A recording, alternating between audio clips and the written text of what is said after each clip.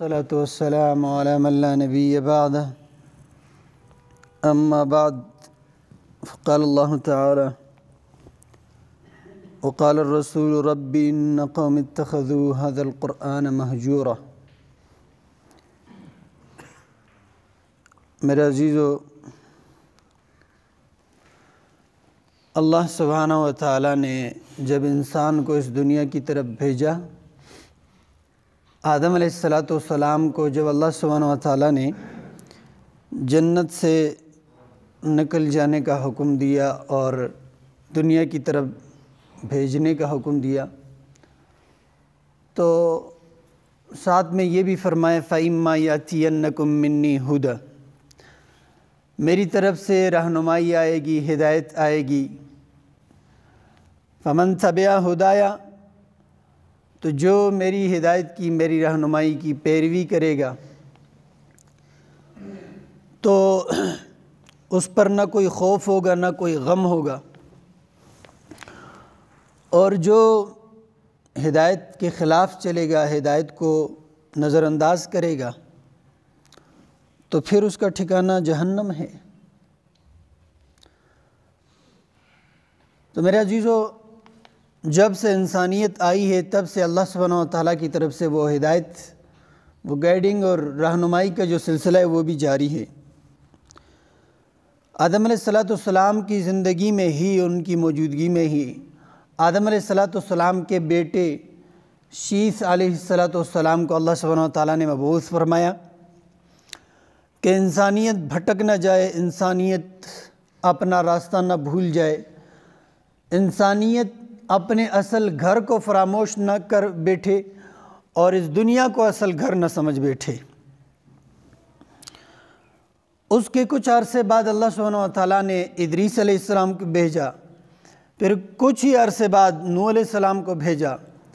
پھر اس کے بعد انبیاء کا سلسلہ، ایک طویل سلسلہ چلتا رہا،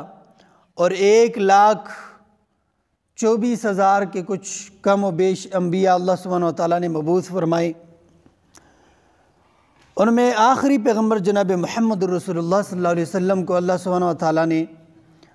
ساری دنیا کے لیے تا قیامت، انسانیت کے لیے اور جنات کے لیے، سب کے لیے مبعوث فرمایا، اور اس کے ساتھ ابدی پیغام جو ہے وہ بھیجا ہماری طرف، جسے ہم قرآن کہتے ہیں۔ تو یہ قرآن ہمارے لیے اس لیے بھیجا ہے کہ ہم اس کے مطابق زندگی گزارے، کہ زندگی کس طرح بسر کرنی ہے وہ رہنمائی ہم نے قرآن سے لینی ہے، اور جو قرآن کو رہنما سمجھ لے، قرآن کے مطابق زندگی بسر کر لے، تو وہ دنیا میں بھی کامیاب ہوگا اور آخرت میں بھی کامیاب ہوگا۔ اگر کوئی انفرادی طور پر اسے اپنی زندگیوں میں لے آئے تو انفرادی طور پر کامیابیاں اور آخرت میں جنتیں، اور اگر کوئی قوم اجتماعی طور پر اس قرآن کو سینے سے لگا لے، اس قرآن کے مطابق اپنی زندگیاں بسر کرے، تو دنیا میں بھی اس قوم کے لیے فتح، سربلندی، کامیابی، سرخروئی، اور آخرت میں بھی ان کے لیے جنتیں تیار ہے۔ اور اس قرآن کو جب تک اس امت نے تھام کے رکھا ہوا تھا، اس کو اپنا رہنما بنایا ہوا تھا،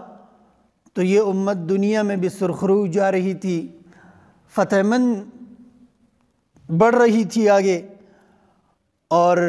آخرت بھی ان لوگوں کی جو ہے وہ کنفرم ہے، پرفیکٹ ہے، یقینی ہے۔ لیکن جب سے اس امت نے قرآن کریم کو چھوڑ دیا، یہ امت ذلیل ہو چکی ہے، یہ امت پستیوں میں گر گئی ہے، یہ امت چھوٹے چھوٹے گروہوں اور چھوٹی چھوٹی قوموں سے مار کھا رہی ہے اور دبی ہوئی ہے۔ دنیا میں کوئی کسی قسم کا ظلم وہ ایسا نہیں جو اس امت پہ کیا نہ گیا ہو، اور دنیا میں کوئی ایسی قوم نہیں ہوگی جس نے اس امت کو پاؤں تلے روندا نہ ہو۔ حالانکہ وہ قومیں اگر دیکھی جائے تو تعداد میں انتہائی کم، یہودیوں کو ہی لے لے، پوری دنیا میں ان کی آبادی 1.5 کروڑ نہیں بنے گی، اور پوری دنیا میں مسلمانوں کی آبادی 1.5 ارب سے زیادہ ہے۔ اس طرح بدھسٹوں کو لے لیجئے برما کے، اور باقی دنیا کے جو ہے وہ کافر جو مسلمانوں پہ ظلم و ستم ڈھائے ہوئے ہیں اور کر رہے ہیں، مسلمان نیچے دبے ہوئے ہیں اور کچھ بھی نہیں کر پا رہے۔ وجہ یہی ہے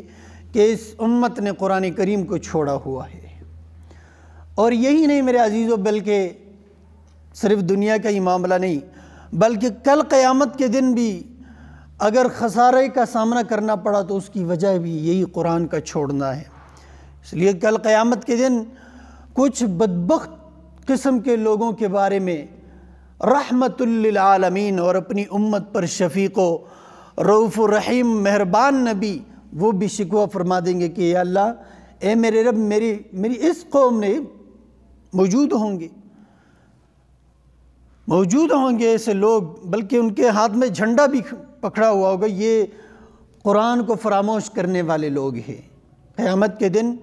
ہر قسم کے مجرموں کا جو ہے ایک گروہ ہوگا، اور ان کے درمیان میں ایک جھنڈا کھڑا ہوگا، جھنڈے پہ تحریر لکھی ہوگی کہ یہ کون سے مجرم ہے، کس قسم کے لوگ ہیں۔ تو ایسا گروہ موجود ہوگا اور بڑی تعداد میں ہوگا، اور ان کے جھنڈے پہ لکھا ہوگا قرآن کے تارک، قرآن کریم کو نظر انداز کرنے والے۔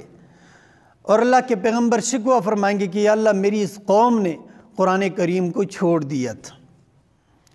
تو وہ نبی جس نے ہمارے لیے سفارش کرنی ہے، وہ جب شکوہ کرے گا تو پھر ہمارا کیا بنے گا؟ پھر میرے عزیزو، آپ کی طرف کوئی پیغام بھیجتا ہے یا آپ کسی کی طرف پیغام بھیجتے ہیں، وہ اگر اسے لکھنا نہیں آتا یا آپ کو اگر پڑھنا نہیں آتا تو آپ کی کوشش ہوتی ہے کسی کے پاس لے جائیں اور اسے پڑھوائیں کہ بھئی میری طرف کیا پیغام بھیجا گیا ہے۔ اور اگر وہ زبان آپ کو نہیں آتی تو آپ اس کے زبان کے ماہر کے پاس، اس کے